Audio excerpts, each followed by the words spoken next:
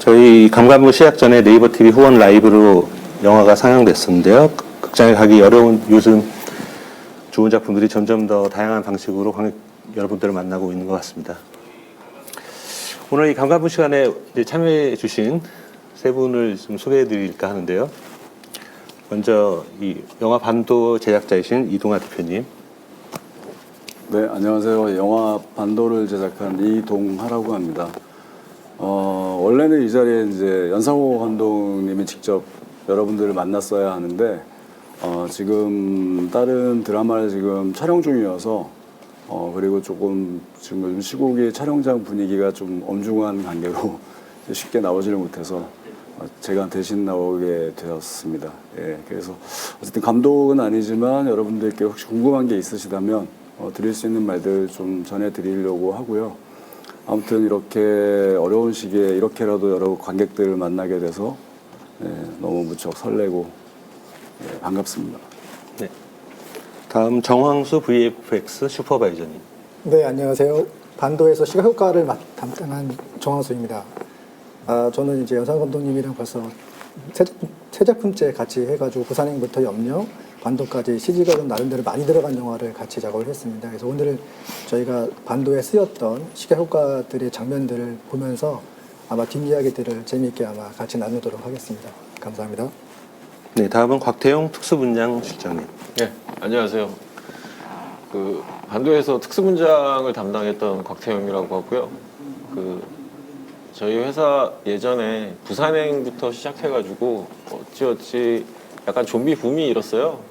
그래서 뭐 부산행 이후에 뭐 킹덤, 뭐 이번에 반도, 그 이후에도 지금 뭐 여러 가지 또 좀비 관련된 작품들이 있는 어떤 특수를 만들어준 연상호 감독님 작품이었고요. 네, 연상호사 지금 어려운 시국인데 갑자기 이런데 초대받게 돼가지고 뭐 어떻게 진행해야 될지는 잘 모르겠지만 좀 너그럽게 양해해 주셨으면 좋겠습니다. 감사합니다. 네, 제가 좀 시작을 좀 무겁게 열었는데 뭐 이렇게 가볍게 한번 후일담처럼 이야기 나누면 좋을 것 같아요. 저는 이 반도를 보면서 사실 반도하고 부산행은 이제 떼놓을 수 없는 관계잖아요. 감독님도 같고 같은 이제 좀비 영화인데 부산행 같은 경우는 진짜로 부산행 이후와 이전이 완전히 갈린다라고 생각을 하죠. 아마 많은 사람들이 공감하실 텐데 그 이후로 뭐 킹덤이라든지 또 살아있다 그리고 지금 등등 K 좀비라는 하나의 또 새로운 장르를 열어버렸으니까요.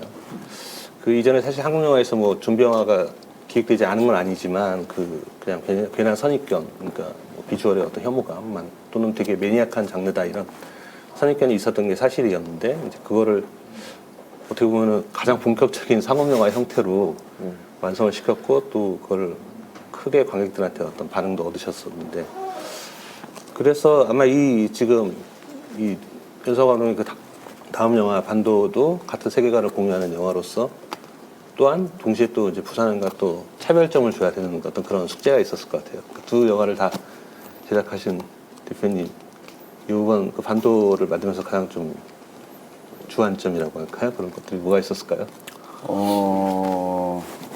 제작자의 입장과 좀 연출자 감독의 입장이 좀 달랐던 것 같고요.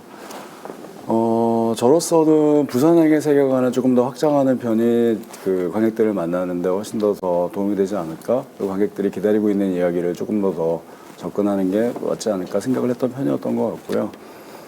그리고 그래서 부산행 이후에 여러 가지 어쨌든 시나리오 작업들, 뭐 신업 작업들을 이렇게 다른 작가들과 좀 해왔던 터고 연출자인 연상호 감독은 어쨌든 부산행이라고 하는 대단한 또 좀비 장르를 좀 개척한 감독으로서 다시 또 좀비 이야기를 좀 다루는 것에 대해서 조금 이제 고민이 많았고 충분히 부산행을 보여줬다라고 생각을 했고 또 애니메이션 서울역으로 다 표현을 했다고 생각한 터라 거기에 대한 좀 주저함이 있었고요. 그래서 다른 것들을 좀 시도해보고 싶어하는 마음 욕구도 좀 있었고 그러던 차에 이제 영 감독과 얘기를 나누다가 영 감독이 언제나 그랬듯이 또 좋은 아이디어를 갖고 와서 거기서부터 작은 불씨를 다시 살려서 접근하게 됐고요. 반도는 우리 기존에 했던 것들을 좀 답습하거나 좀 연장한다는 느낌보다는 관객들한테는 좀 낯설 수 있어도 아예 다른 장르의 좀 혼용 아니면 다른 어떤 세계관을 가지고 접근하는 게 훨씬 더 저희한테도 낫겠다라고 판단이 좀 들어서 영 감독이 가고자 하는 방향을 이제 충분히 응원하면서 같이 오게 됐죠. 여기까지 오게 됐습니다. 지금 뭐 말씀하셨는데 저는 연사 감독님 같은 감독으로서 연사 감독님의 어떤 그런 입장이 충분히 이해가 갑니다. 동시에 지금 그 부산행이 K 좀비, 그러니까 좀비 영화를 어떤 새로운 장을 열었다고 하면은 저는 반도는 기존에 한국 영화에 없었던 본격 포스트 아포칼립스물을 그려내셨다고 생각을 해요. 그러니까 그 부분에서 굉장히 좀 차이가 있었다고 생각을 하거든요. 그리고 그거를 이 한국 상황에 또 되게 또 맞춰가지고.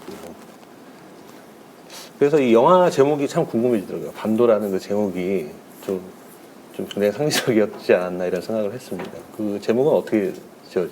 제목 또한 감독의 처음부터 컨셉에 좀 맞는 제목이라고 생각을 했던 터라 저희가 그리려고 하는 지금 감독님 말씀 주신 것처럼 아포칼립스 상황에서의 한반도 상황이 어땠을까? 그리고 그 주변의 국가들과 어떤 관계에 놓여 있을까? 그리고 거기에 생존하는 사람들은 어떻게 그동안 3년, 4년을 버텼을까? 그리고 외국에서는 우리 주변, 특히 그 주변 국가들은 한반도, 특히 반도에 고립된 거기서 나오지 못한 생존자들을 어떻게 인식하고 있고 그들 나라에 들어온 사람들을 어떻게 생각하고 있을까? 이게 현대 화두로 좀 끌어올 수는 없을까? 네네네. 지금의 상황과 좀 빗대어서 이게 총체적으로 그 생각들을 그림들을 그리다 보니 자연스럽게 네네. 반도라는 단어가 가장 제목에 적합한 게 아닐까? 네. 지금 대표님이 말씀하신 그런 부분이 영화 초반이나 아니면 엔딩 부분에서의 어떤 그런 느낌으로 다가와서 좀 그거에 대해서 한번 묻고 싶었습니다. 이 영화 처음 근데 시나리오 딱 나오고서 제작자 입장에서 어떠셨어요? 이 엄청난 스케일을 딱 보셨을 때.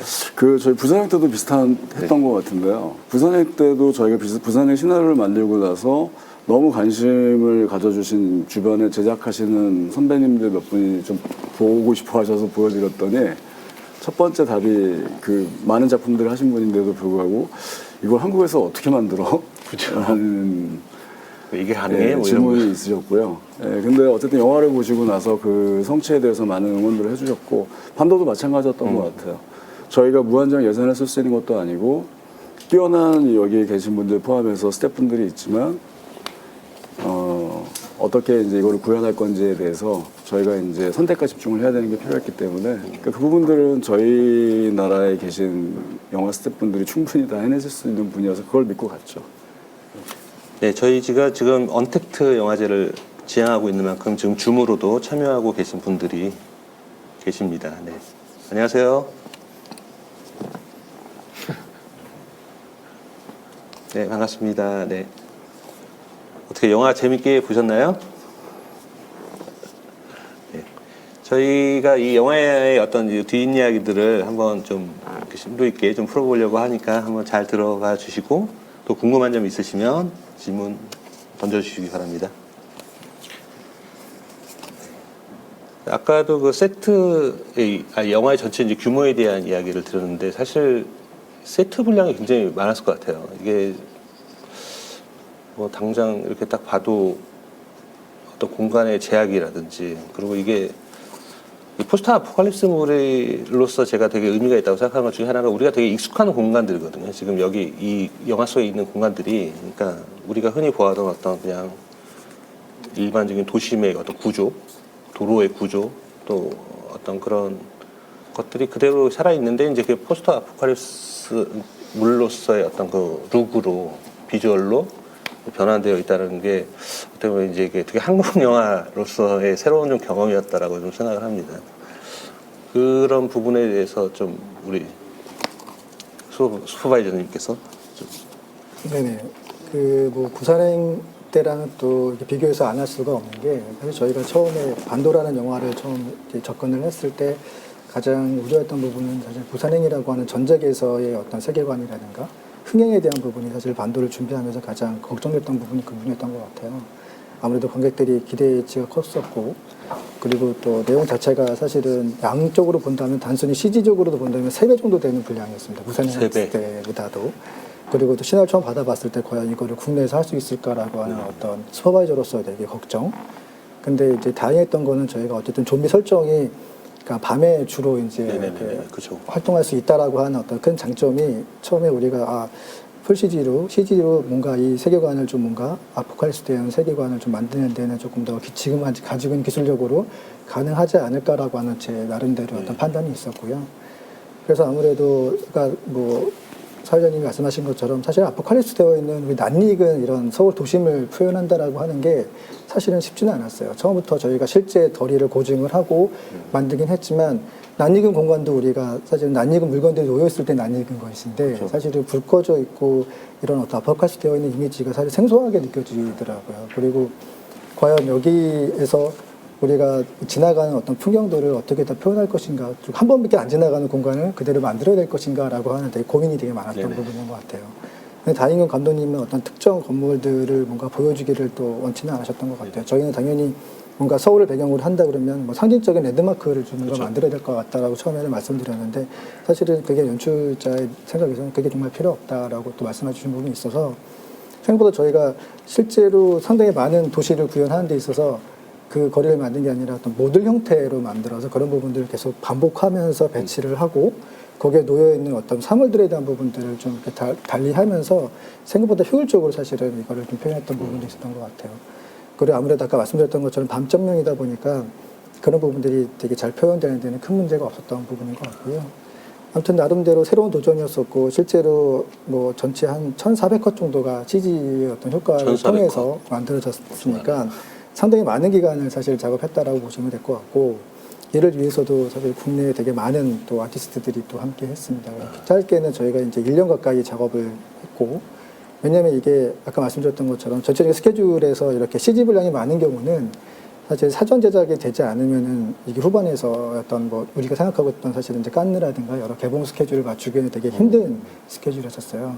그래서 저희가 1년 전부터 사실 풀이라고 하는 개념에서 그 앞단인 풀이라고 하는 그 개념을 좀 도입을 해서 풀이에서 모든 컨셉들을 다 확정을 지어놓고 그 컨셉이 확정된 걸 바탕으로 저희가 이제 미술이라든가 VFX라든가 허설 설계를 해 나가는 과정들이 상당히 이렇게 CG가 많은 영화들에서는 되게 효율적이었다라고 나름대로 되게 좀 높게 평가하는 부분이 있거든요. 그래서 그런 부분들이 잘 맞아 떨어져서 제작이 됐다. 그래서 뭐 이따가도 뭐 메이킹 부분들을 보면서 설명을 드리긴 하겠지만 네네. 나름대로 작업하면서 이게 새로운 도전이었었고 재밌게 했던 부분이었던 것 같습니다. 네, 잘 들었습니다. 뭐 그리고 이제 좀비 영화의 꽃은 사실 특수 분장 아닌가 생각이 드는데 이 영화 같은 경우 뭐 지금 그 부산행 때 이미 어떤 한 완성을 이뤘다고 저는 생각을 해요. 그러니까 어떤 한국에서 이 좀비 영화 비주얼이 이 정도 완성도로 이렇게 표현될 수 있었구나라는 어떤 그런 생각을 하게 됐는데 이번 영화는 또 그 규모적인 측면이라 또 여러 가지 또 촬영에서의 난이도 중간에 이따 뭐 한번 얘기를 다시 하겠지만 그 중간에 아레나 씬 같은 경우는 뭐 보통 우리가 일반적으로 생각했을 때는 이렇게 분장하고 나면은 이제 그 액션이 과해지거나 이럴 때 어떤 그런 뭐 내구성이라든지 거기다 또 막 물까지 있고 막 그러니까 그런 것들이 좀 궁금하더라고요. 이번에 좀 하시면서는 어떤 뭐 컨셉적이라든지 아니면 그런 기술적인 부분에서 어떤 부분이 좀 고민을 하셨는지 들어보고 근데 싶네요. 또 저도 마찬가지로 연관해서 부산행 때 얘기부터 해야 될 수밖에 없는 것 같은데요. 아까 대표님 말씀하신 거대로 처음에 이제 연상호 감독님이랑 대표님한테 제의를 받았을 때 이거 어떻게 하지? 그런 반응이었어요. 근데 좀비 영화에 대한 어떤 경험이 국내에 별로 없었고 그리고 사람들이 인식하는 게 이제 서양 좀비물에 대해서 굉장히 익숙함을 가지고 있었기 때문에 그리고 또 공간 자체가 익숙한 진짜 KTX라든가 뭐 진짜 서울에 있는 뭐 이런 분위기 안에서의 어떤 좀비의 이질감 같은 거가 굉장히 걱정이 됐었어요. 그리고 동양인의 특성상 사실은 이제 얼굴 형태적으로 조금 과격한 어떤 표현을 하는 게 되게 불리한 조건인 게 사실입니다. 동양인 같은 경우 조금 밋밋하잖아요. 그쵸, 그쵸. 예, 뭐 외국인들은 눈도 쑥 들어가고 막 이래서 조금 더 이렇게 극적인 분장이나 이런 것들이 가능한 반면에 동양인들은 좀 그런 거에 대한 제약이 있고 그리고 부산행 때 같은 경우는 어찌됐건 좀 무한한 자원이 있는 것도 아니고 무한한 시간이 있는 것도 아니라서 이제 그런 거를 또 감안해가지고 분장을 하다 보니까 이제 그런 거에서 굉장히 고민을 많이 했던 것 같고요. 그리고 사실 그거가 아까 어찌됐건 뭐 좋은 성과가 있어서 결국은 이제 그 이후에 뭐 다른 좀비 작품이라든가 반도까지 오게 된 건데 사실 반도는 부산행과 다르게 기간이 한 4년 정도 지난 이후에 설정이기 때문에 어떤 분장 강도나 이런 것들은 굉장히 세져야 됐어요. 그러니까 뭐 4년이라는 시간 지남의 어떤 표현을 하기 위해서 분장 강도를 굉장히 높게 가야 됐고 그러다 보니까 상대적으로 이제 분장할 수 있는 시간적 제약이라든가 이런 것들의 제약이 되게 많았고 이래서 좀 어떤 여기 계신 뭐 정항수 CG 실장님의 도움이라든가 그러니까 사실은 3D 캐릭터라든가 분장한 저희 뭐 좀비 캐릭터를 스캔 받아가지고 3D 캐릭터 활용을 한다든가 약간 이런 부분들이 굉장히 많았고요. 그리고 상대적으로 부산행은 조금 좁은 공간에서 하다 보니까 좀 분장이나 이런 거에 역할이 좀 컸었는데 사실 반도 같은 경우는 굉장히 넓잖아요. 스케일도 크고 세트 공간감도 굉장히 넓기 때문에 어떤 CG랑 CG 팀과의 어떤 협업 작업이 굉장히 이번에 컸었던 것 같고요. 그래서 뭐 결론적으로는 되게 재밌었던 어려웠지만 좀 재밌었던 그런 작업이 아니었나 싶습니다. 그럼 이 타이밍에 우리 한번 그 처음에 이 영화의 어떤 룩이라고 해야 되나요? 톤 앤 매너를 이제 결정하는 어떤 그런 과정이 있었을 것 같은데 이제 그 부분에 대한 영상을 한번 하나 보는 게 어떨까 싶습니다. 네.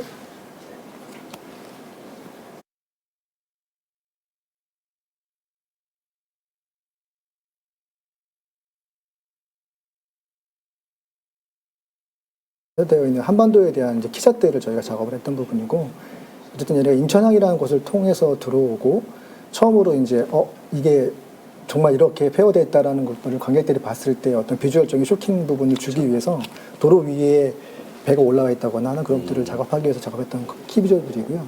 실제로 저희가 이제 계속해서 아까 말씀드린 것처럼 이동이 되게 많아요. 네네. 그런 이동에 대한 부분들을 어떻게 표현할까라고 했을 때 배 타고 가는 장면 같은 경우는 저희가 실제 아쿠아 세트에서 안전하게 사실은 이제 촬영을 대부분 진행해서 배경에 이제 난파되어 있는 배들이라든가 그리고 끊겨져 있는 인천대교에 대한 부분들도 이렇게 소스 촬영을 한 다음에 저희가 이제 후반 작업을 통해서 완성이 되었던 부분이고요. 뭐 보시는 것처럼 안전하게 저희가 실제 아쿠아 세트 촬영을 진행하였습니다.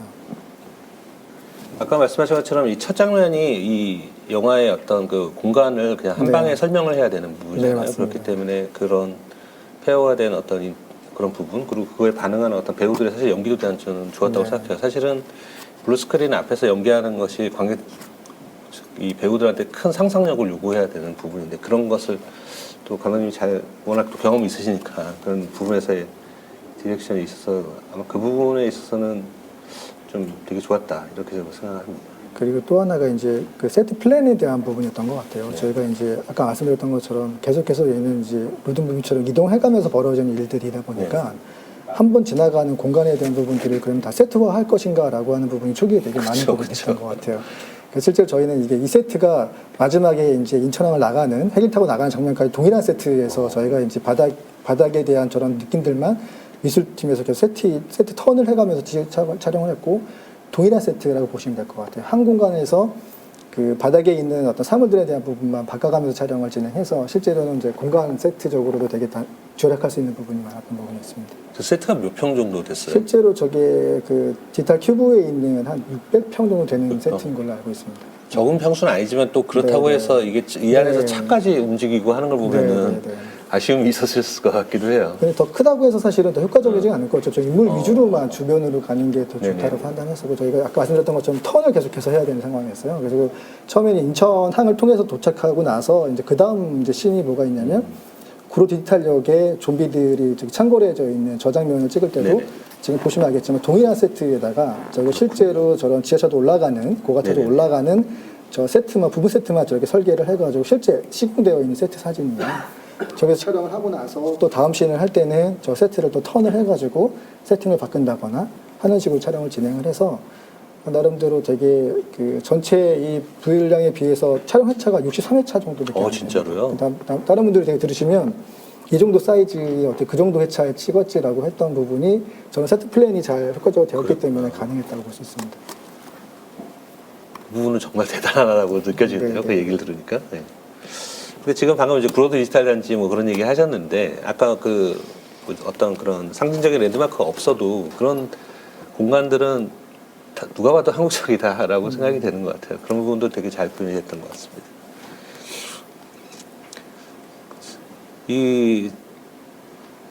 이 공간 설계를 하시면서 그 세트 플레이에 대한 어떤 전반적인 어떤 세트 플레이를 잘 하셨다고 했는데 그것이 가능했던 요인 중 하나가 프리비주얼이 아니었을까 생각이 드는데 요즘은 이제 프리비주얼이 약간 이제 대세가 된 상황이기도 하고 근데 프리비주얼의 완성도가 굉장히 높더라고요.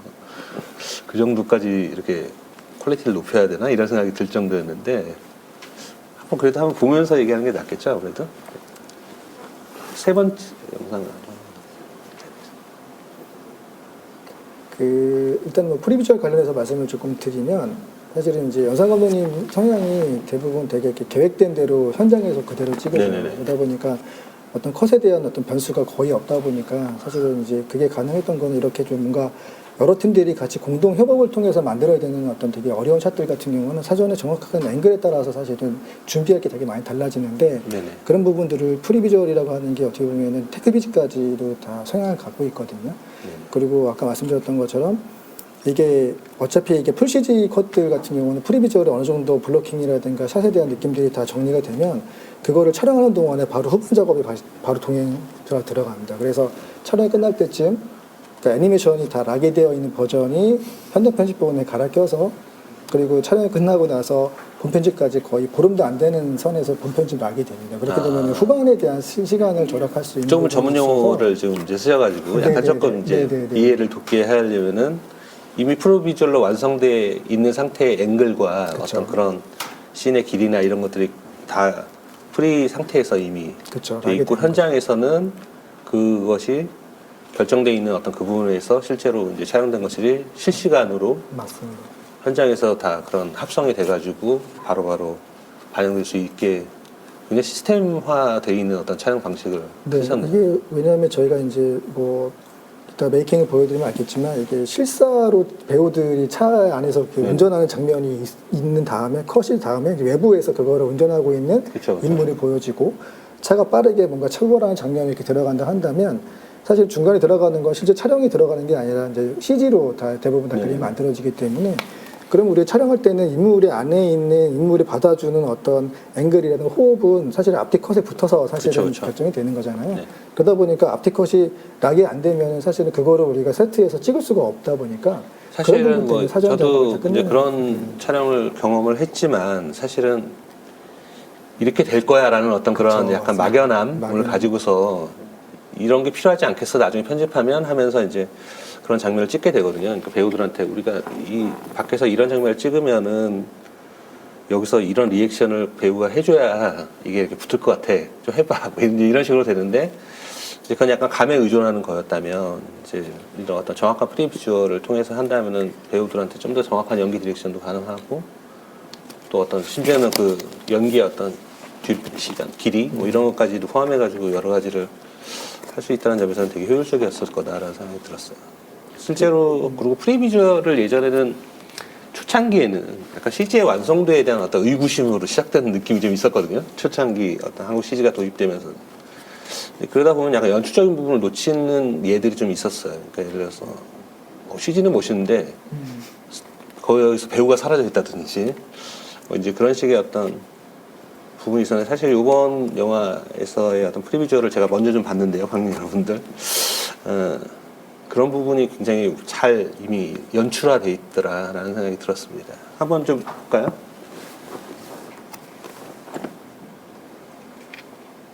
이거 말고 세 번째 걸 먼저 봤으면 좋겠습니다. 이건 이따가 다시 한번 설명드릴게요. 네. 네, 실제로 저희가 아까 말씀드렸던 것처럼 인물들이 차를 이렇게 모는 장면 같은 경우는 저희가 이제 특수 효과 쪽에서 만든 김불이라고 하는 어떤 장치에 차를 실제로 올려놓고 배우가 뭔가 안에서 그 덜컹거리는 어떤 리액션을 담기 위해서 실제로 이렇게 장치를 이용해서 촬영을 합니다. 근데 이 컷, 앞뒤로 붙는 컷들이 이제 아까 말씀드렸던 것처럼 이제 CG 컷들이다 보니까 그런 것들 사전에 제작이 되어 있으면 중간에 들어가는 인물 컷들은 정확하게 그 호흡이라든가 그쵸. 액션에 대한 부분들만 찍어서 사실은 현장에서 이제 앞뒤 컷을 붙여가면서 계속 보면서 확인하면서 네네. 찍어갔었거든요. 그런 부분이 상당히 효과적이었었고 또 하나는 뭐냐면 아무래도 이게 인물하고 차들이 이렇게 막 서로 뒤죽박죽 충돌하는 장면 같은 경우는 사실은 인물도 되게 중요하게 메인이 되다 보니까 그쵸. 그 인물들을 어떻게 담을 것인가라고 하는 부분이 상당히 난이도가 있습니다. 그러니까 인물을 저렇게 가까운 장면을 CG로 만들기에는 되게 난이도가 있다 보니까 그쵸. 그러다 보니 저희가 이제 마찬가지로 사전에 테크기지라는 걸 통해서 이 자동차의 움직임에 대한 부분들을 미리 시뮬레이션을 해본 다음에 저런 기계장치를 넣어서 그 플랜대로 찍고 배경을 이제 합성을 하게 되면 리얼하게 서로 충돌하는 장면들이 이제 묘사가 지금 되는 저 거예요. 세대의 차들이 이렇게 지금 맞습니다. 충돌하는 그 장면은 실제로 현장에서 네. 그러니까 세대를- 두 대는 김불이랑 장치 올려놓고 예. 한 대는 그냥 사실 옆에서 밀면서 촬영을 아, 했습니다. 그랬어요? 네네. 그리고 이건 아까 말씀드렸던 것처럼 동일한 세트의 규모였습니다. 아, 예. 가로 세로가 한 60m에 30m 되는 폭에서 촬영이 이루어졌고 중간에 이렇게 프리비주얼에 들어가 있는 장면과 이렇게 인물을 실제 찍는 장면들을 교체 편집을 해가면서 중간중간에 이런 장면들은 어쨌든 후반에 작업이 돼야 되는데 이런 것들이 있어야지 그 호흡에 맞춰가지고 이제 인물이 이렇게 반응 컷들을 찍잖아요. 그러다 보니까 저런 것들이 사전에 애니메이션 어느 정도까지 파이널 정도 되는 어떤 듀레이션이라든가 어떤 호흡이 어느 정도까지 완성이 돼야 되는 상황이었기 때문에 사전에 저희가 예, 작업을 지금 했습니다. 이제 관객분들이 지금 보시는 이 장면은 완전한 프리비주얼이 아니라 이제 그 프리비주얼을 이용해서 그래서- 현장에서 그쵸. 찍은 장면들이 어떤 방식으로 이렇게 네네네. 적용되는가 이런 것들을 네. 같이 보여줄 수 있는 그런 장면이었던 것 그러니까 지금 보신 거는 이제 프리비주얼이 중간중간에 섞여 있긴 하지만 사실은 현장 편집본에 가깝다고 보시면 될 것 그렇죠. 같아요.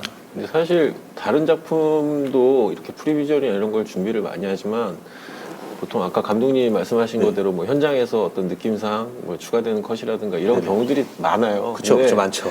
근데 사실 연상호 감독님은 굉장히 콘티대로 찍으시는 네. 스타일이셔가지고 사실은 그거에 대한 일단 스태프들이 믿음이 있었고 네네네. 그러니까 부산행이라는 것도 겪어왔고 했기 때문에 믿음이 일단 있었고요. 그리고 그거를 기반으로 해서 사실 반도 때 프리비주얼을 굉장히 치밀하게 했어요. 그래서 뭐 그런 것 정말 같아요. 네. 프리비주얼 컷의 길이라든가 뭐 이런 것까지도 다 정리를 해가지고 사실은 준비를 했었거든요. 그래서 저희 같은 어떤 기술 스태프들은 결국은 이제 그 프리비주얼을 기반으로 해서 저희도 이제 준비를 하고 그러니까 준비물에 이제 루스를 최대한 줄일 수가 있고 네네. 집중도를 높일 수 있어가지고 사실은 되게 좋았죠.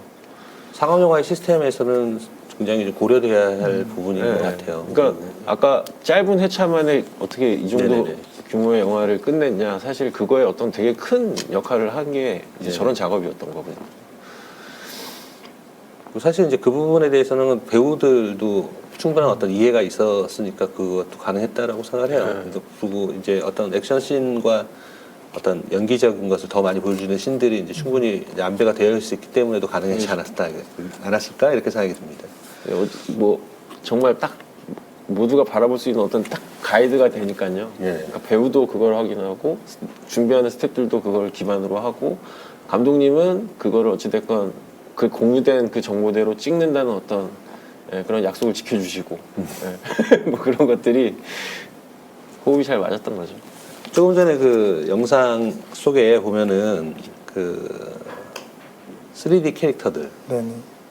게임으로 치면 NPR 캐릭터들 그런 이제 그런 엄청난 좀비 떼들이 지금 물려다니는데 그들의 움직임이 그냥 일반 이제 사람하고 틀리잖아요. 그러니까 뭐 이제 요즘에는 이제 관객분들도 많이 아실 거라고 생각을 하는데 이제 어떤 그런 동작을 어떤 그 3D 캡처를 받아가지고 하는 어떤 그런 부분으로 작업을 했을 거라고 생각이 드는데 그 부분도 한번 다시 한번 네. 얘기해 주시면 좋겠습니다. 사실은 이제 뭐 부산행 때부터 이미 그 좀비에 대한 어떤 움직임에 대한 부분을 어떻게 표현할 것인가라는 고민들을 되게 많이 했던 것 같아요. 근데 이제 그때 국내에 사실은 그 전까지 뭐 좀비 액터라고 하는 것 자체가 생소했을 때였었는데 그때 원래 이제 그 안무가 하시는 분은 이제 본 브레이킹이라 해가지고 이제 이렇게 본 브레이킹. 본 브레이킹이라 해가지고 뼈 관절을 좀 남들보다 조금 심하게 이렇게 틀면서 관절을 이용해서 좀 댄스를 치시는 그런 안무가 분이 계세요. 전형 안무가님인데 그분의 어떤 독특한 그런 어떤 몸을 움직일 수 있는 부분과 어떤 좀비의 특수한 어떤 움직임을 잘 조합을 했었어요. 그래서 그거를 저희가 이제 모캡을 받았고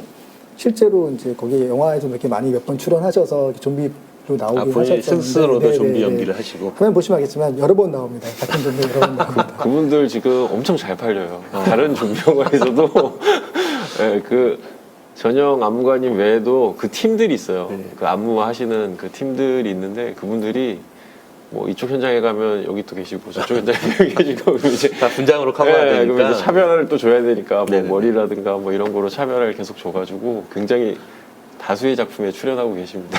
처음에 그럼 부산행에서 어떻게 만나시게 됐어요? 그러니까 저희가 맨 처음에 좀비 영화를 찍을 때 좀비들에 대한 디렉팅 자체가 좀 다들 좀비 영화는 좋아하지만 그렇죠.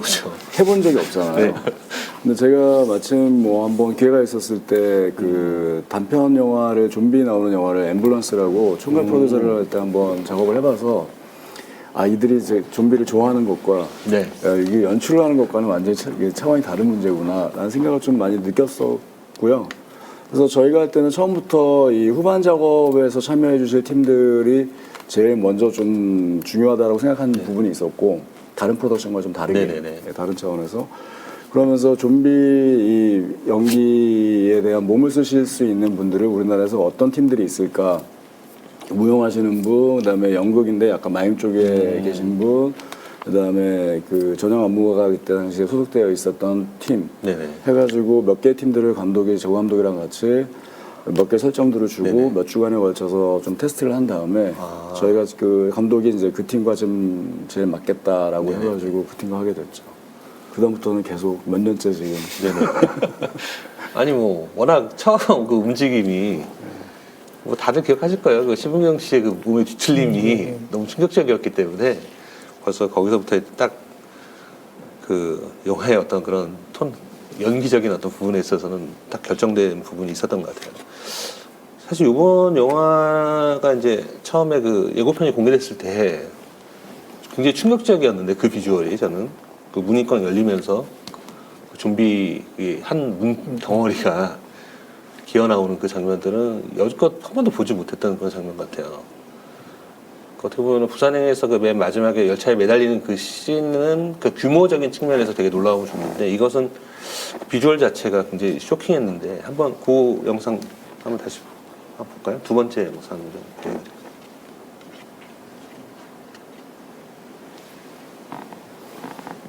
바로 저 액터 분들이시겠죠? 저기가 네네. 머리가 저 중에 맨 위에 있는 머리 이를 지금 흔들고 계신 분. 근데 이걸 또 한번 모델링을 해가지고 또 한번 구현하셨나요? 그러니까 초기 컨셉은 뭐 감독님은 여러 좀비들이 불에 사실은 이제 이렇게 타서 서로 이렇게 살들이 이렇게 살이나 옷들이 서로 이렇게 짓누겨서 아, 불의 하나에 화재로. 붙어 있는 어떤 컨셉을 감독님 말씀하셨어요. 그러다 보니까 실제 저 부분을 사람들이 구현할 수 있을까라고 하는 초기에 접근을 그렇게 했던 건 아니었고, 그래서 한번 CG로 한번 접근해보자. 그러면 얘네들이 과연 어떤 움직임을 할 수 있을까라는 부분들을 이제 컨셉을 잡는 과정에서 저희가 실제 저런 부분들을 CG로 한번 구현을 해봤었죠. 근데 이제 최종적으로는 아무래도 이제 사이즈라든가 이런 부분들이 너무 또 크다 보니까 실제 CG로 가기에는 어려워서 네네네. 저희가 이제 그 특훈 쪽이랑 저희가 같이 조금 이렇게 협업을 해서 실제 사람들로 가는데 가장 큰 문제가 이제 어떻게 이 사람들을 서로 이렇게 엉키게 배치를 할 그러니까요. 것이냐라는 게 가장 큰 고민이었던 것 같아요. 그래서 그 부분은 이제 그 부분 가장 고민을 많이 하셨던 박 시장님께서 아니 설명을 저게 한번. 그러니까 처음에 아까 CG 3D 모델링 보면 여러 명이 겹쳐져 있고 막 그쵸, 이렇지 그쵸. 않습니까? 근데 그게 어찌됐건 이제 CG 이미지인 거고 네. 실제 사람이 저렇게 겹치면 뭐 무게 하중이라든가 때문에 예, 이런 것 때문에 실질적으로 저렇게 될 수가 없잖아요. 네네. 그래서 뭐 여러 가지 고민을 했던 거고요. 뭐 분장이나 뭐 불에 타고 이런 거야. 네네. 뭐 후적인 문제고 사실은 그 형태를 만드는 게 되게 중요했어요. 그리고 그 덩어리감 네, 그리고 또 기어 나가야 된다라고 그쵸. 하는 뭐 그런 문제가 있어서 결론적으로 말씀드리면 사실은 그 밑에 이동차를 저희가 제작을 했어요. 네네네. 그래서 거기에 이렇게 그 틈새로 프레임을 되게 이렇게 하나하나 배치를 해서 그러니까 저희가 인물을 뭐 컴퓨터상으로도 계산을 하고 해서 배치를 해서 사람을 이렇게 얹을 수 있는 그 프레임들이 다 있어요. 그래서 거기에 뭐 이렇게 정말로 더미 같은 것도 붙어 있고 예, 그렇게 다 돼서 그걸 계산을 해서 그게 총 9명인가 그랬거든요. 9명이 실제 배우 9명. 예, 분장된 9명이 자 1번 들어가세요. 그러면 1번 들어가고 2번 들어가세요. 그럼 거기 들어가고 3번 들어가세요. 들어가고 8 끼세요. 뭐 잠그고 이렇게 해서 그 덩어리를 만든 거예요. 네. 그래서 이렇게 어떤 이동차 같은 형식으로 네. 실제 그 세트장에서도 잘 이동할 수 있게끔 밑에 철판 작업을 다 하고 뒤에서 뭐 보조로 그 무게감이 있으니까 밀어주는 뭐 그런 역할을 하는 그런 장치들도 만들고 이렇게 해서 사실은 이제 리얼로 그렇게 표현을 했던 부분입니다.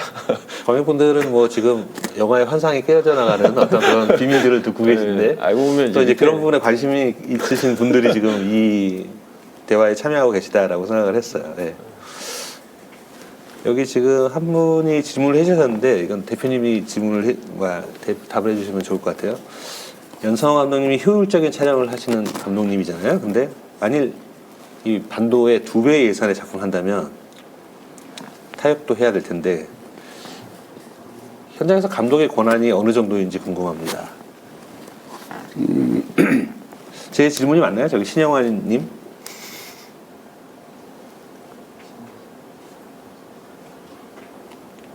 그러니까 그 반도에서 있었던 장면, 그러니까 그 반도가 부산행의 예산의 2배잖아요. 그러니까 어떻게 할지를 궁금했어요. 반도가 부산행의 예산의 2배인 걸 어떻게 알고 계셨지? 농담입니다. 인터뷰에서 맞아요. 봤는데 네. 이제 거의 부산행이 100억짜리 영화라고 들었는데 이제 네. 반도는 거의 그거의 2배 이상의 영화니까 맞습니다. 당연히 이제 그 예산적으로 감독이 하고 싶은 게 제한되는 부분이 있을 것 같아서요. 예를 들어서 에일리언 2가 되니까 예산이 2배로 정도로 늘어나서 이제 어느 정도 제한된 그런 장면들이 있다고 하니까. 근데 반대로 예산이 커지면 어떤 제한들이 많다고 생각할 수도 있고 반대로 그 전작을 잘하셨기 때문에 또 그렇게 큰 예산을 하실 수 있는 거라고 생각하실 수도 있어요.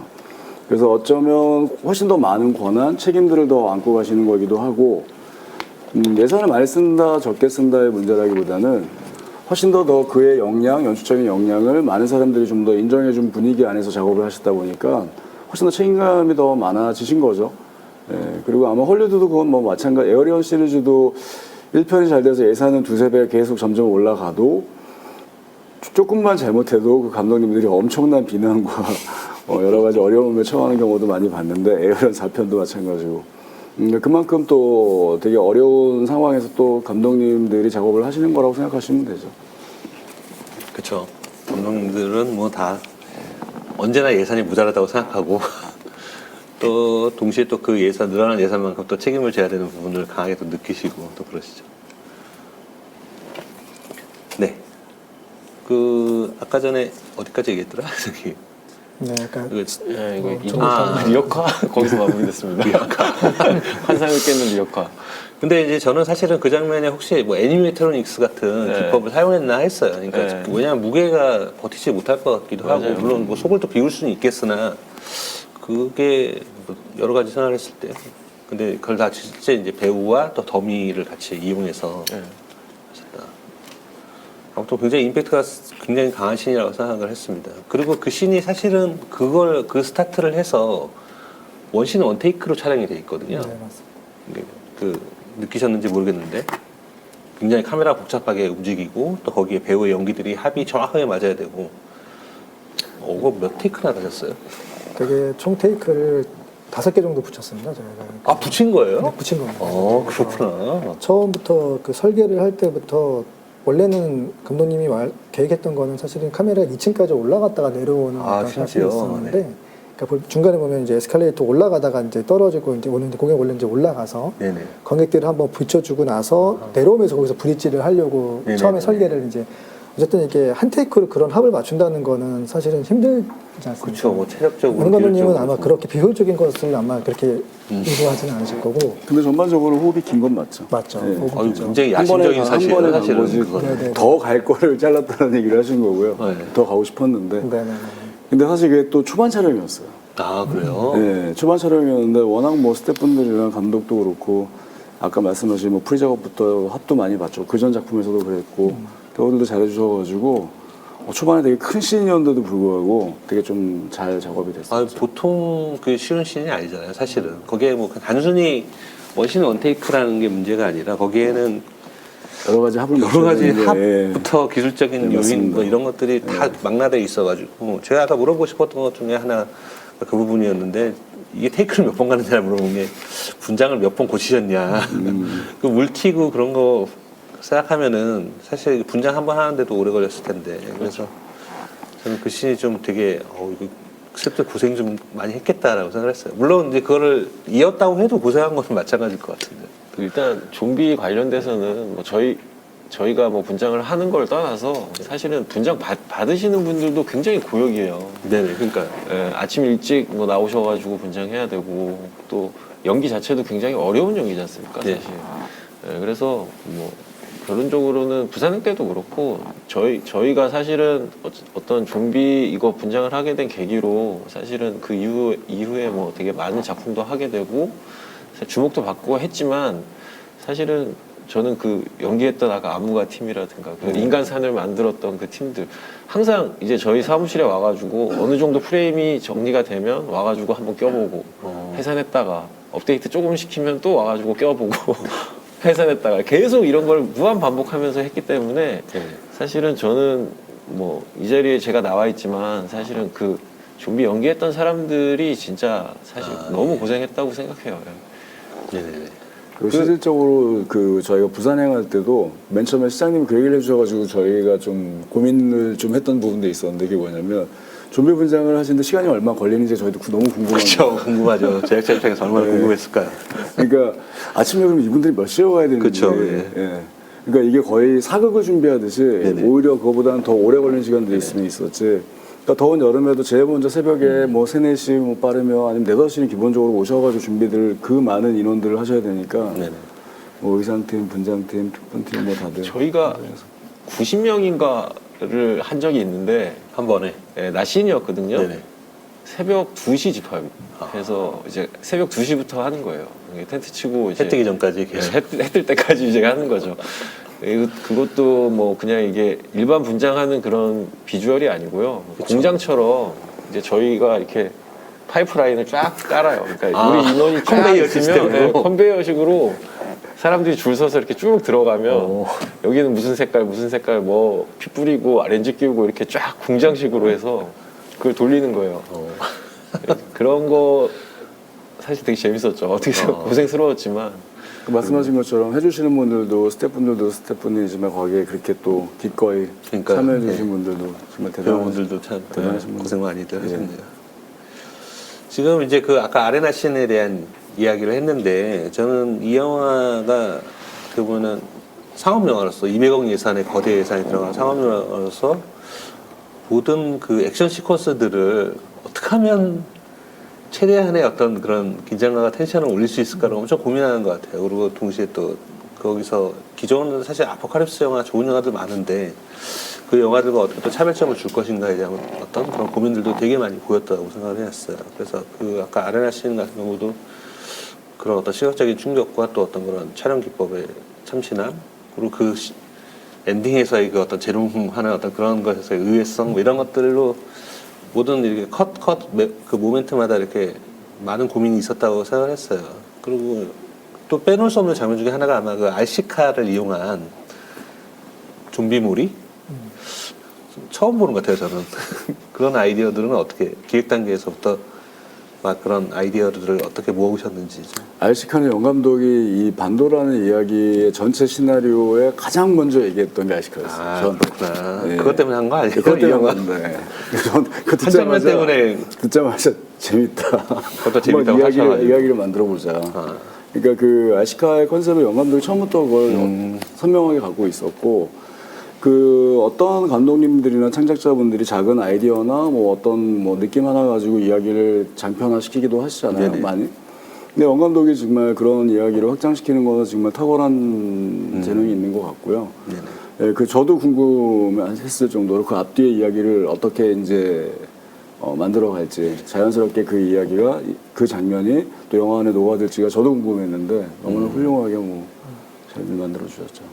보통 이제 좀비를 피하려고 하면 소리를 안 낸다거나 빛을 숨긴다거나 하는데 도리어 이제 그걸 요란하게 그리고 저는 그 장면에서의 어떤 음악의 사용도 굉장히 좀 좋았어요. 왜냐하면 되게 라틴풍의 흥겨운 음악을 깔려 있는데 그러면서 그 씬 자체가 어떻게 보면 이 전체적으로 무거울 수 있는 톤 앤 매너를 가진 영화 속에서 되게 이렇게 흥겹게 볼 수 있는 액션 씬이어서 너무 좋았던 것 같아요.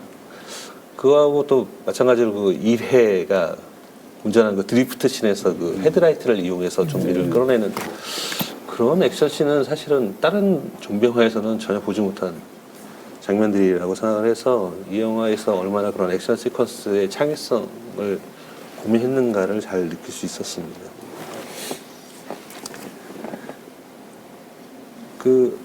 한번 우리가 준비한 또 네 번째 영상을 한번 좀 볼까요? 네.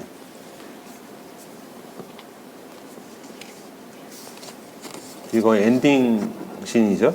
네, 이제 마지막에 얘네들이 이제 탈출하기 위해서 인천항이라는 곳을 이제 가는 시퀀스고요. 여기도 마찬가지로 중간중간에 어떤 이벤트가 벌어지는 큰 씬들이 있어요. 중간에 이제 뭐 이렇게 김동인 죽는 장면이라든가 중간에 이정현 배우가 구하기 위해서 차에 혼자 들어가서 경적을 울리는 장면이라든가 마지막에 이제 유엔이 와서 헬기 타고 가는 장면들 이런 씬들이 같은 동일한 이제 장소에서 촬영이 되었고요. 그런 것들을 저희가 이제 주요 드라마가 벌어지는 공간들을 이렇게 세트화해가지고 촬영했었습니다. 실제로 유엔군이 왔을 때 이제 헬기에서 내리는 장면 같은 경우는 저렇게 그린으로 되어 있는 이제 판에서 내려오는 장면으로 촬영이 되었고요. 그리고 실제로 이렇게 강한 또 헬기의 바람 때문에 저희가 강풍기를 세게 틀다 보니까 뭐 이게 아무래도 실내다 보니까 뭐 먼지라든가 저런 매트가 흩날리는 이런 일도 있었고요. 근데 진짜 저는 사실인지 몰랐어요. 그냥 오프세트겠거니라고 생각을 했어요. 워낙 완성도가 높고 또 그런데 이제 다시 또 생각을 해보니까 굉장히 그 해지는 그 짧은 시간 내에 그 씬을 촬영하기는 어려웠을 것이고 그렇기 때문에 이게 세트가 거의 불가피한 선택이었던 것 같습니다.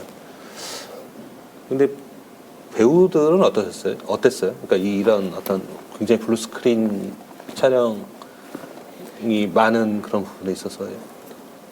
저희가 이제 그런 부분 때문에 사실은 이제 연출하시는 분이라든가 특히 촬영 감독님 같은 경우는 그림이 되고 어떤 뭐 대상에 대한 부분이 없지 않습니까? 네. 실제로는 저 공간에 저 멀리 뭐가 해가 떠서 저쪽 건물에 걸려 있어서부터 카메라 내려와서 배우까지 간다거나 한다 했을 때 그런 부분에 대한 게 되게 어려워를 하세요. 그래서 저희는 이제 현장에서 미리 그 이제 큐테이크라는 시스템을 조금 이용해서 지금 플레이트에다가 큐테이크 시스템? 네, 그래서 이제 실시간으로 미리 저희가 준비한 배경을 미리 이렇게 가합성 형태로 해서 보여드린 다음에 대충 이 키샷에서 마스터샷에서 넓은 샷에서 어떤 구조물의 방향이라는 이런 부분들을 한번 이렇게 보여드리는 작업을 좀 진행을 했어요. 그게 필요한 게 배우분들도 사실 이제 프리비주얼이라고 하는 게 있으니까 그걸 보고 호흡을 하긴 하지만 계속 사방에다 그린이다 보니까 어디가 방향인지에 대한 부분이 헷갈릴 수는 있거든요. 특히 해가 뜨는 방향 같은 경우도 저희가 실제로 잡아놨다고 하지만 앵글에 따라서 빛이 안 예쁘면 또 빛에 대한 부분도 계속 이동하면서 찍다 보니까 그런 부분들을 저희도 그거에 맞춰서 미리 그런 부분들을 볼 수 있게끔 해서 이제 준비를 했던 부분도 이제 제공이 되었습니다. 네, 실제로 배우분들이 많이 좀 낯설어 하시죠. 그죠. 예, 경험이 있으신 분들도 있고 점점 그런 경험들을 많이 하고 계시긴 하지만 여전히 낯설고 또 재밌어하는 어린 친구들은 좀 재밌어하기도 하고 왜냐하면 또 실장님이 바로바로 실시간으로 이제 어떻게 되는지를 네네. 앞뒤를 보여주니까 이게 신기하기도 하고 파이널이 정말 이게 잘 더 구현돼서 나올지에 대한 걱정도 많으시고 예, 근데 뭐 워낙 잘 지금 기술들이 좋아지셨고 잘하시고 계셔서 뭐 저희는 만족하는 결과를 얻었던 것 같습니다. 저기 또 한 번 질문이 지금 들어왔는데 신영아님 한번 궁금하신 점 말씀해 주십시오.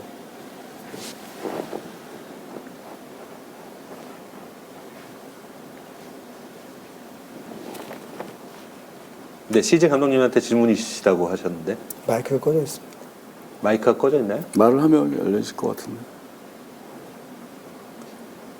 아, 신영아님 마이크가 꺼져 있다고요? 아. 신영원님 해외에 계신 것 같은데. 아, 그러시구나. 네, 약간 발음이 좀 해외에서 계신 분처럼. 마이크가 고장난 것 같은데요. 아, 들리세요? 지금 잘 들리네요. 아, 그러세요?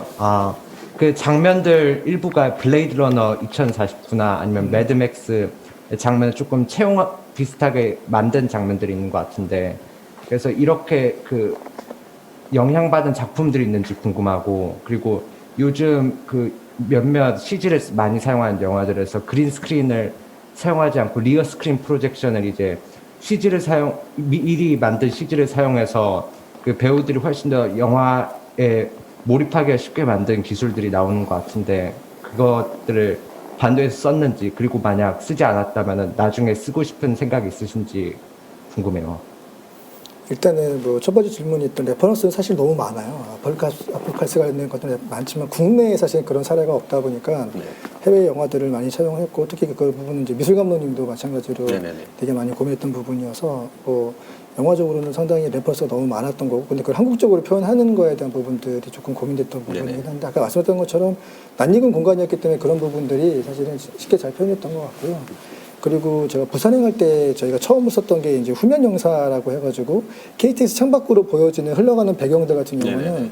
실제 저희가 LED를 그때 그쵸, 15m, 그쵸. 3m 정도 되는 걸 양쪽으로 하고 나서 그걸 실제 KTX를 서울역부터 대구까지 가면서 찍은 소스를 그대로 씬에 맞춰가지고 틀면서 프로젝션 찍었었거든요. 하면서, 네. 근데 그게 되게 그 당시만 하더라도 되게 새로웠다라고 네네. 나름대로 좀 평가를 하고, 근데 저는 이제 개인적으로 그게 효과적으로 쓰이는 영화에 쓰여야 된다라고 생각을 하는데요. 저희 반도 같은 경우는 사실은 이제 그렇게 쓸만한 어떤 물은 아니었다고 저 나름대로 생각했었어요. 이건 현장에서 준비해가지고 하기에는 너무나 많은 어떤 배경들이 한 번 쓰여지기 때문에 그거를 위해서 거의 파이널 가까운 룩을 미리 사전에 제작해야 된다는 그쵸. 거는 부담이 되는 부분이 네네네. 있어서 사실 버추얼 프로덕션에 대한 이슈가 지금도 계속해서 있긴 네네. 하지만 지금도 나오고 있죠. 저는 그게 정말 영화에 효과적으로 쓰여야 된다라고 보고요. 효과적으로 쓰여진다는 건 뭐냐면 예산적으로나 네네, 그렇죠. 기법적으로 그게 정말 그 영화에 맞아야 된다라고 보는데, 그런 부분에 있어서는 사실은 이제 반도는 그렇게 적합하지 않다라고 판단해서 처음부터 그렇게 설계하지는 않았습니다. 저도 최근에 이제 그 부분에 대해서 한번 이렇게 얘기를 나누는 기회가 있었는데, 방금 얘기하신 것처럼 어떤 예산에 관한 문제, 그거 자체가 이미 영화적 룩으로 완성이 돼야 되는데, 그것이 일회용 컷을 위해서 그 장비를 사용하기보다는, 그래서 특정한 되게 너무나 다 알려진 공공의 공간이라든지 아니면 무슨 예를 들어서 뭐 경복궁이다. 그러면 그거는 뭐 두고두고 쓸 수 있는 그런 소스이기 때문에 이제 그런 장면에서는 이제 어떤 여러 가지 메리트가 있는데, 그렇지 않은 경우는 굳이 첨단 기술이라고 무조건 뭐 채용해야 될 이유는 없다라는 그런 말씀이시죠. 그리고 첫 번째 이제 질문하셨던 그 리퍼런스라는 부분 같은 경우는 사실 모든 영화들이 다 어떤 리퍼런스에 대한 어떤 고민을 하죠. 그거를 이제 본인의 영화와 어떻게 잘 매치시킬 것인가라는 어떤 그런 부분을 고민을 하는 것 같고, 저 개인적으로는 아까도 말씀드렸지만 그 초반에 어떤 그런 인천항 신이라든지 그리고 그 브로디지털 단지의 어떤 그런 룩 이런 것들은 되게 한국화를 아주 잘한 그런 예라고 생각을 합니다. 또 드루님, 네, 질문 있으신데 제가 대신 읽어드릴게요. 반도 차기작도 나오나요? 라고 물어봅니다. 차기작이 나온다고 확답은 못 드리지만 1월 1일 날 지금 코로나 상황을 좀 봐야 되는데요. 일본에서 지금 반도가 개봉을 하게 되고, 그 시기에 맞춰서 일본과 국내에서 그 반도의 프리퀄격인 이야기들이 웹툰으로 이제 연재가 시작돼요. 그 이야기들이 시간 러닝타임으로 따지면 저희가 볼 때 대략 한 5시간에서 6시간 정도 되는 분량을 그 반도를 보신 분들의 궁금한 어쨌든 거기 인물 캐릭터들의 앞에 이야기라고 보시면 돼요. 그래서 그 이야기를 영상화 작업까지 갈 수 있을지 없을지는 좀 상황을 좀 지켜봐야 될 것 같고요. 영감독이랑 지금 그거 작업들을 지금 웹툰 작업들을 지금 하고 있으면서 이런저런 이제 얘기들을 나누고는 있는데, 한번 그건 좀 더 지켜봐 주시면 좋을 것 가능성은 같습니다. 있으시다. 그건 항상 저희는 이제 그걸 전제로 이제 근데 사실 저도 보면서 이게 하나의 어떻게 보면은 일종의 유니버스? 세계가 하나가 완성이 됐구나 이런 생각이 들었거든요. 이번 반도를 보면서 이게 어떻게 보면 등장인물도 겹치지 않고, 하지만 분명히 그 세계관이 공유가 되어 있다는 점에서 얼마든지 또 하나의 어떤 영화들이 계속 이어질 수 있겠다는 생각이 들었습니다. 또 뭐 궁금하신 점 있으시면 자유롭게 올려가 주셨으면 좋겠습니다. 아까 말씀하신 그 리얼 스크린 관련해서는 많은 제작하시는 분들이 고민들이 많으신 것 같아요. 예, 지금 정수사님처럼 이제 그 CJ 작업에 특화되신 분들뿐만이 아니라 이게 어느 정도까지 우리가 좀 제한된 상황에서 좀 영화라는 작업들을 하다 보니까 이게 어느 좀 더 효율화되는 어떤 효율화하는 측면, 예, 그런 것 때문에 고민들을 많이 하고, 실제로 뭐 짓는다라고 하는 스튜디오들이 좀 꽤 소문도 들리고 그런 것 같습니다. 현재 사용하고 있는 현장들도 있어요. 네. 근데 그게 장단점이나 이런 것들이 이제 조금씩 경험이 쌓이다 보니까 되게 드러나는 부분들이 있어요. 그러니까 뭐 외국 사례 같은 경우에 뭐 인터스텔라나 이런 거는 뭐 블랙홀이 우주선 밖에 막 막 움직이지 않습니까? 네네. 그리고 어떤 약간 추상적인 이미지였고 뭐 그럴 때는 굉장히 효과적일 수 있는데 뭐 정적인 이미지를 띄워놓고 했을 때는 약간 문제가 되고 뭐 이런 예, 그런 문제들이 그럴 굉장히 수 있겠네요. 예, 있기 때문에 그리고 아까 정학수 실장님 말씀하신 거대로 그 장비가 뭐 쉽게 휙 갖다 놔도 휙 옮기고 막 이럴 수 있는 장비도 아니고 네네. 뭐 세트장에서 어느 정도 일정 거리도 유지를 해야 되고 막 이런 여러 가지 제반 사항들 때문에 사실은 아직은 좀 과도기인 것 같아요. 네. 그런 어쨌든 지금 그런 기술적인 부분은 계속해서 지금 발전하면서 또 시행착오도 겪고 하면서 지금 이 자리까지 계속 한국화가 발전해 온 거 아닐까 이런 생각이 듭니다. 네. 저희가 부산에 갈 때 리얼 스크린이라고 지금 조금 전에 설명해 주신 그 배경 화면을 그릴 건지 다 이렇게 CG로 만들어서 낼 건지 그 수많은 컷을 아니면 한 번도 시도해 보진 않았지만 국내에서는 그때 당시에 제일 훌륭한 모니터를 한 몇 개 패널을 옆에 붙여서 그 소스는 언제 찍어야 되며 어느 계절에 뭐 이런 카메라 앵글이 바뀔 때마다 거기에 그 뭐라 그러죠? 그 뎁스 자체가 정확하게 나올 수 있는지 아닌지 뭐 이런 것들을 놓고 엄청나게 많이 고민을 했었는데 그게 불과 저희가 4, 5년 전인데 또 지금은 또 그 짧은 시간 동안 또 기술이 또 엄청나게 발전이 돼서 예, 매해매해 달라지는 것 같고 매해매해 차기적인 생각들을 많이들 하시는 것 같습니다. 네. 관객님들께 뭐 지금 뭐 대화 들으시면서 또 궁금한 점 있으셨습니까? 그런. 네, 지금 네이버 채팅창에 올라온 질문인데요. 대표님이 보실 때 여성 감독님이 이제 애니메이션을 먼저 시작하셨잖아요. 다른 감독님들과 어떤 차이가 있나? 일단 그 연상호 감독이 갖고 있는 기본적인 그 감독만의 독특한 창의력이나 연출력 이런 거를 제외하고 그냥 일반 실사 감독과 애니메이션 감독이었기 때문이라고 얘기할 수 있을지 모르겠지만 분명한 것은 현장에 대한 경험이 없다 보니까 그가 거의 되게 습관화된 어떤 현장에서 감독이 해야 되는 것들은 없는 것 같아요. 그러니까 약간 안 좋은 측면에서 그러니까 안 좋은 측면이라는 게 뒷담화를 하고 계신. 네. 안 좋은 측면이라는 게 뭐 현장은 이래야 된다라고 자기가 네네네, 올해부터 좀 이렇게 훈련돼 갖고 그런 게 있죠. 예, 봐왔던 것들이 그냥 그거 봤을 때는 조금 뭐 모순인 것 같고 좀 이게 아닌 것 같으면 그거를 제안을 주면 저희 모든 스태프들이 동의가 되면 그 또 조금 더 합리적인 방법으로 네네. 빨리빨리 그냥 개선이 되거나 아, 예. 아니면 다른 프로덕션 팀들이나 제작 라인에서 이걸 이런 식으로 하는 게 좀 좋겠다라고 제안을 드리면 훨씬 더 수용적으로 잘 받아들이고 네. 예, 연출을 진행하는 지점이 다른 분들에 비해서 조금 더 그런 측면이 조금 다른 점이 있지 않나? 그리고 그 창의적, 그 크리에이티브적인 걸 하나 말씀드리면 훨씬 더 만화적인 상상력에 대한 베이스들이 되게 많아요. 예. 근데 그거를 어떻게 리얼하게 이제 영화적으로 갖고 오느냐에 대한 고민도 많고 요즘은 하긴 그런 한데. 부분은 또 대표님이 또 많이 옆에서 또 얘기해 주셔야 될 것 같은 부분도 있겠네요.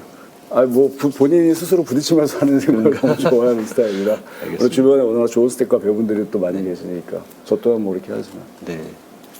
저는 뭐 개인적으로는 그 아까 프리미주얼에서의 완결성 이것도 좀 애니메이션의 영향도 있지 않을까 이런 생각도 조금 들었어요. 그러니까 워낙 이제 애니메이션 작品것들이 실제로 제작 자체가 이미 완성으로 가는 어떤 그런 경험들이 같이 이렇게 합쳐지는 게 아닐까? 뭐 저만의 생각으로는 좀 그런 게 있었습니다. 근데 실제로 이제 프리뷰절 할 때 감독님이 생각했던 어떤 액팅이 안 나오면 그거를 한 프레임씩 다 그려서 애니메이션에서 가이드를 주시는 거예요. 진짜요? 그러니까 그러네요. 그런 부분이 되게 놀랍고 본인이 이제 생각했던 그림이 안 나오면 나올 때까지 그것들을 보통 감독님들 설명을 하시는데 그게 안 되면 직접 작업을 해서 주시니까 그런 부분들이 아무래도 애니메이션 감독 출신이다 보니까 훨씬 키감이라든가 그런 앵글감이 되게 좋다라는 부분들이 장점이었던 것 같아요. 제가 알기로는 감독님도 포스터도 하시고 맞아요. 막 그러셔가지고 연상호 감독도 포스터 심지어 포스터 안에 와도 뭘 좀 디테일한 걸 좀 이렇게 하고 싶으면 본인이 수정해서 저는 뭐 예를 들어서 아마 연상하고 똑같이 생각할 텐데 말로 해서 애매한 것보다 차라리 정확한 걸 제시하는 게 같습니다. 서로 편하다 뭐 이런 생각을 하고 있을 것 같아요. 아주 구체적이고 정확하니까 다른 스태프분들이 같이 하시는 파트너들이 되게 좋아하죠. 뭐 물어보는데 대답 안 하고 글쎄 이러고 있으면 답답하지 않겠니? 뭐 추상적이고 이렇게 모호한 얘기하면서 편이라는 없습니다. 네네 정확하게 좋죠. 네 지금 또 중 참여 관객님들 황혜연님 블루레이 제작 진행 중인지 궁금해하시네요. 네, 그동안은 블루레이들을 계속 작업을 했었고 얼마 전에 저희가 좀 코멘트까지 다 했는데 지금 블루레이가 아마 곧 저는 나올 거라고 생각을 하고 있습니다. 혹시 삭제 장면 이런 것도 많이 있나요? 이 영화에? 아니 그 영감독 영화의 특징은 삭제 장면이란 거의 없습니다. 이게 있는데 그렇게 영화에 크게 뭐 이렇게 디렉터스 컷이라고 해서 네네. 좀 다시 특별한 스페셜 에디션이 나올 만큼은 아니라고 생각이 돼서 예. 역시 프리비주얼의 악영향이 블루레이에 영향을 끼치고 있군요. 대신 뭐 코멘터리 이런 부분은 그리고 네, 어떤 CG의 네, 작업이라든지 네, 이런 네. 기술적인 부분에 대한 어떤 그런 서플들은 충분히 들어가 있을 거라고 생각합니다. 기대하셔도 좋을 것 같아요. 네, 뭐 또 무슨 얘기를 해볼까요? 배우분들에 대한 이야기를 지금 사실 이런 감독님한테 물어봐야 되는데 아시는 대로 캐스팅에 대한 어떤 뭐 비화라든지 이런 일화 뭐 그런 것들 뭐 비화까지는 아니고요.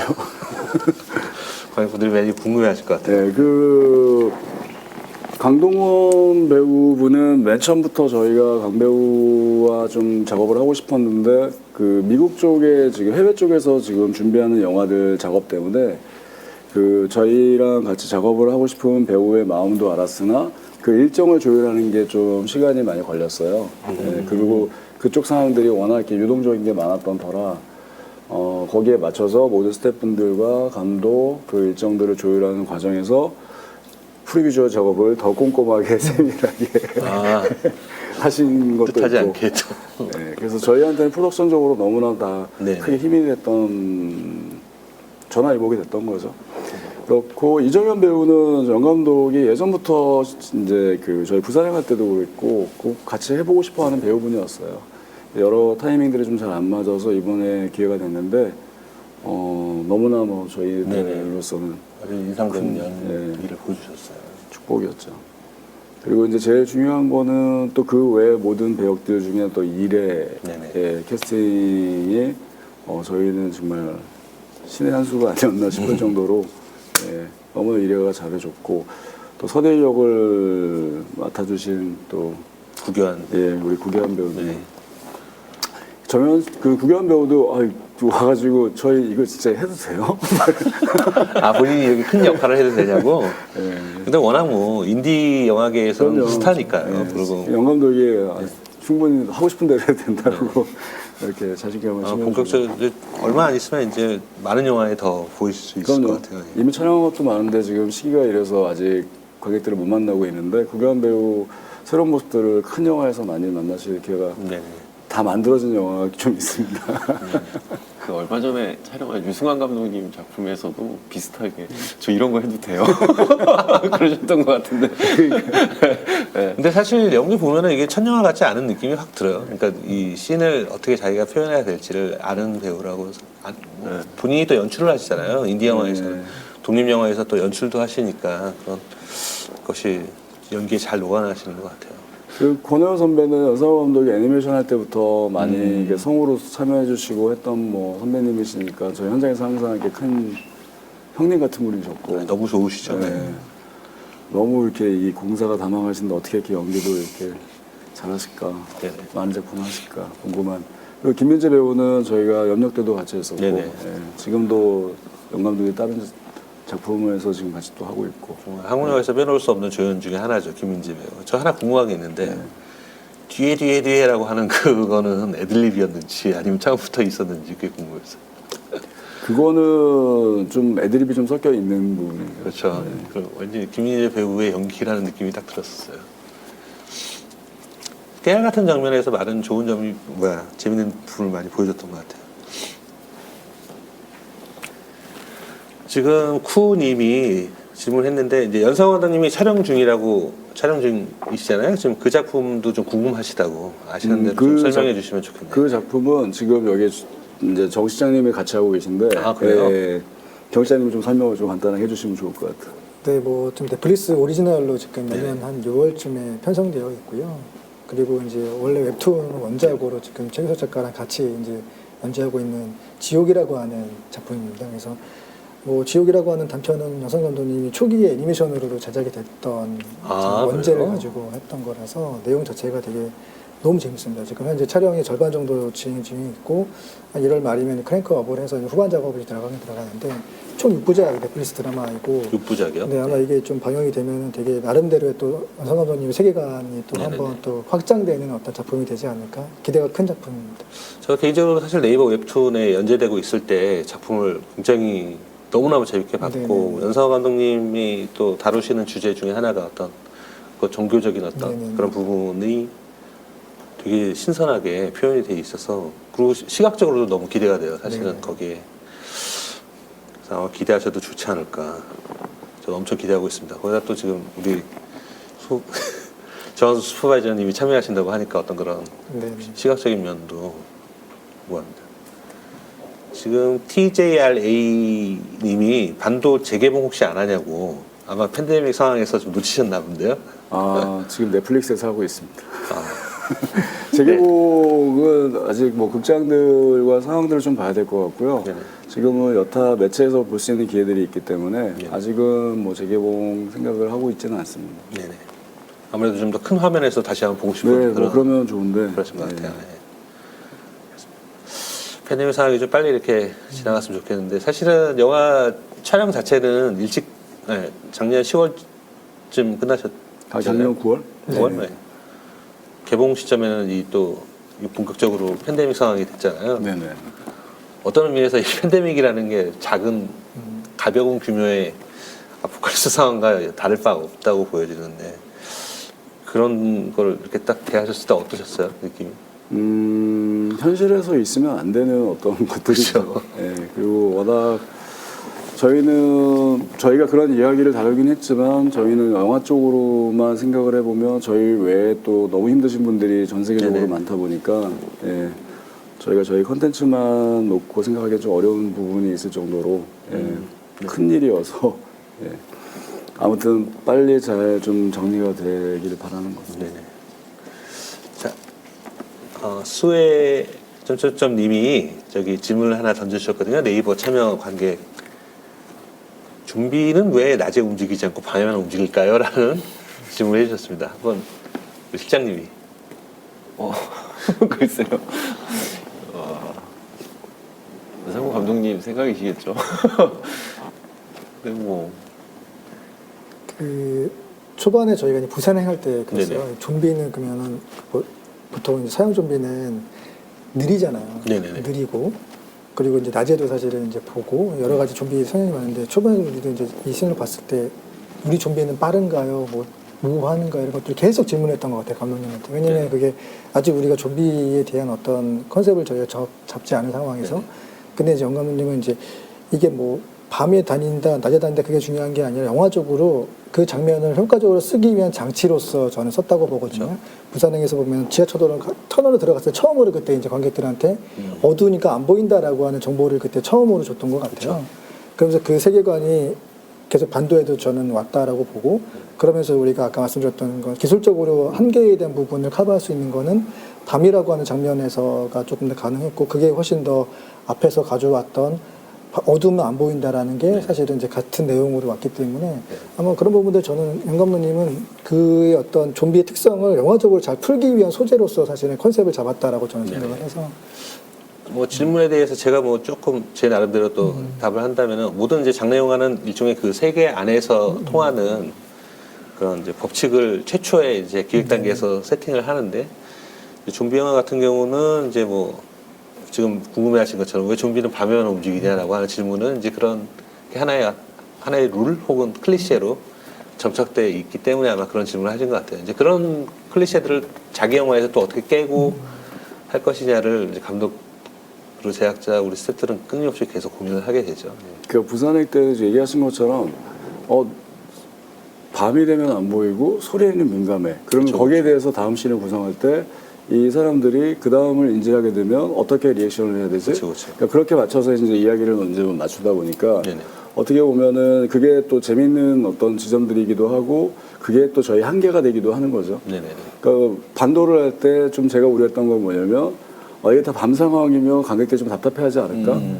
어떻게 우리가 적절하게 데이씬들을 가져올 수 네네네. 있을까? 아니면 좀 밤인데 빛을 좀 사용할 수 있는 방법이 없을까? 그러니까 거기에 관련돼서 우리가 좀 고민을 좀 많이 했던 것 같습니다.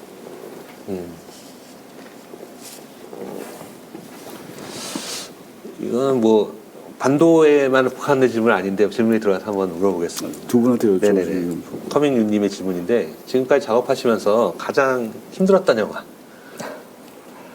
아, 저는 반도라는 거 아니에요? 아니요. 저는 개인적으로 물론 이제 해무라는 영화가 되게 좀 해무. 저는 힘들었던 영화, 힘들었으면서도 재밌었던 영화. 근데 실제로 이제 영화가 뭐 거친 뱃사람들의 얘기다 보니까 실제로 그 바다에 가서 한 달 동안 이제 바디선을 띄워놓고 그 찍었던 게 너무나 사실은 이제 뭐 체력적으로 힘들었고 여러 가지가 참 네네네. 힘들었던 영화였던 것 같습니다. 제가 여기 이 대목에서 한 말씀 거두면 저희는 해무를 보고 해무의 슈퍼바이저가 누구지를 찾았고 저는 그래서 부산행을 할 때 그때 당시에 실장님이 근무하시던 그 CG 큰 회사였는데 회사에서 이 슈퍼바이저가 시간이 되시면 저희는 같이 하겠다라고 부산행 때 했고 그래서 그때 몇 분을 미팅을 할 때 영감독이 이제 실장님을 뵙고 예, 같이 하고 싶다라고 얘기했었죠. 해무 때문에 제가 아, 네. 적극적으로. 근데 또 힘들었지만 또 부산이라는 또 좋은 영화를 만나서 또 기회였던 것 같아서. 네. 해무가 어떻게 보면 인연을 만들어주셨네요. 네네. 영감독과의 이거를. 저희는 글쎄요, 뭐 로봇 소리라든가 로봇 소리? 예, 뭐 이런데 어떤 그런 로봇물이라든가 아, 그러니까 사실 저희는 어떤 특수 그런 것들을 이렇게 제작해주거나 네. 특수 분장을 해주거나 이런 업체이기 때문에 사실은 딱 특정적인 영화를 딱 결정하기 너무 지금 어려운 것 같고요. 네네네. 근데 지금 말씀을 얼핏 하신 걸 들어오면 약간 애니메트로닉스 같은 네. 그런 기법들이 들어간 것이 특히 좀 어렵다, 네, 재밌다? 그런 것들이 아무래도 공력이 많이 들어가죠. 그러니까 놈놈놈 때 그 말 시퀀스 관련돼서 그렇죠. 그 메카닉 말이라든가 뭐 이런 부분들을 했던 것들이 많이 기억이 남고요. 사실 반도도 굉장히 힘들었어요.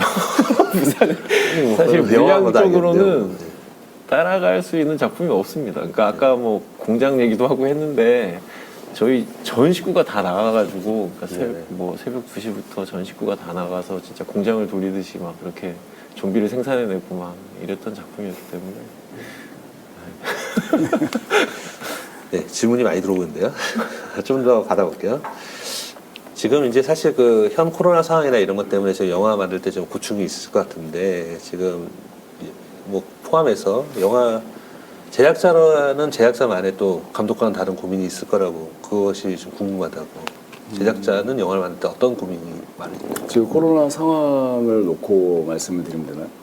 아니면 그것도 포함해서 일반적인 네. 것부터 뭐 지금 현재 상황까지 같이 얘기해 주시면 좋을 것 같습니다. 네, 뭐 제작해서 뭐 잘 된 게 있고 안 된 게 있고 누구나 다 그러실 수 있는 그런 과정들을 겪으시겠지만 지금 영화는 드라마나 뭐 어찌 됐건 요즘 이렇게 유튜브나 다른 SNS상에 이렇게 영상들이 더 많은 시대에 1년, 2년, 3년, 4년 뒤의 이야기를 좀 많은 자본으로 만들다 보니까 그때를 예측하기가 쉽지는 않죠. 그러니까 저희가 항상 이 콘텐츠가 그때까지 유효할 수 있는 거를 힘이 있는 콘텐츠를 만들고 있는지에 관련돼서 자문하고 그 이야기를 찾고 파트너를 찾고 하는 작업들이 좀 제일 힘든 것 같고요.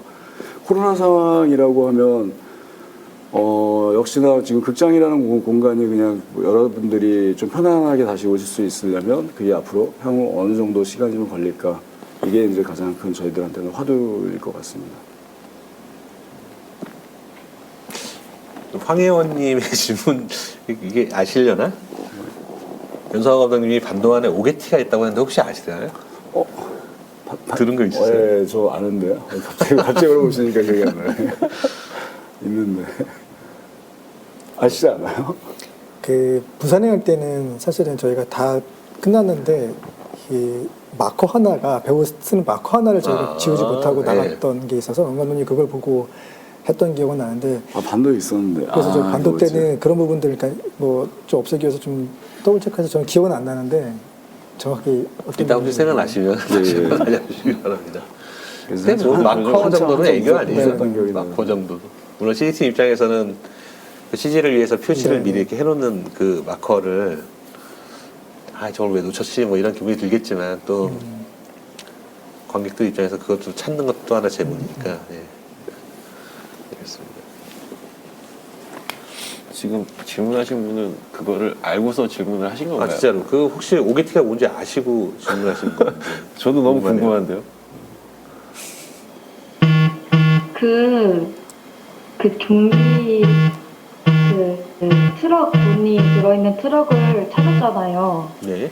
그 정석이랑 같이 그 트럭을 찾으러 간 무리들이 이제 하고 근데 갑자기 운전석에 있던 좀비를 끌어내리는 도중에 그 좀비가 갑자기 깨어나고 정석이가 그걸 총으로 쏘고 이제 그 좀비가 죽게 되는데 그 끌어내리는 과정에서 그 좀비는 안전벨트를 하고 있었는데 그 떨어지는 게 바로 떨어져가지고 그거 말하시는 줄 알고 그게가 안전벨트 풀지 않았나요? 그때? 풀었어요. 네, 풀었다는 설정. 네, 그 전에 풀었다. 그 프로타 설정이어서 그게 아니었고 저는 지금 그게 맞는지는 모르겠는데 그 조카가 그 조카 역으로 나왔던 초반에 그 친구가 카메라를 약간 쳐다보는 시선이 하나 있어서 정면으로 이제 그거는 한번 얘기했었는데 그게 티가 아니라 또 딴 게 또 뭐 하나 있었던 것 같은데 기억이 잘 안 나요. 그런 건 현장에서 안 보여요. 엑스트라가 카메라를 쳐다보거나 아니면 다른 연기하고 있는 거는 감독도 모든 걸 다 컨트롤한다고 생각하지만 사실 그 스토리 중심이 되는 이제 그거 위주로 보이기 때문에 이제 그런 부분 나중에 편집하면 꼭 보이더라고요. 심지어는 뭐 놀란 감독도 덩케르크에서 그 엑스트라가 딴 혼자 웃는 그런 거 놓쳤으니까. 옛날에 그런 영화 그런 얘기도 되게 많았습니다. 바람까지 사라지다 그 당시에 저 옆에 무슨 뭐 최신형 스포츠카가 서 있는 게 보인다는 등 저기 분장실장님, 분장의 동서양의 차이가 있다고 말씀하셨잖아요. 네. 그러면 외국 좀비 영화, 네. 해외 좀비 영화들과 반도 좀비 분장에서 어떤 점에서의 차별화를 두려고 하셨는지, 차별점 혹은 아니면은 이렇게 극복하려고 했던 분 아니면 뭐 등등. 사실 그게 강장 섭자님 질문이었습니다. 네. 네, 그게 이제 분장 시간과 현장에서 아까 뭐 물이라든가 내구성 뭐 이런 것도 다 고려해서 해야 될 문제고 사실 뭐 비용적인 문제도 사실 포함될 수는 있잖아요. 그래서 사실 부산행 때는 어떤 색깔이라든가 이런 거 위주로 굉장히 많이 표현을 하려고 했었던 부분이 있고요. 그리고 동양인이다 보니까 사실은 어떤 얼굴의 입체감이라든가 이런 거를 많이 살리지 못하고 네네. 이제 어떤 색조, 뭐 혈관이라든가 이런 거로 많이 표현을 하려고 했던 부분들이 있었고요.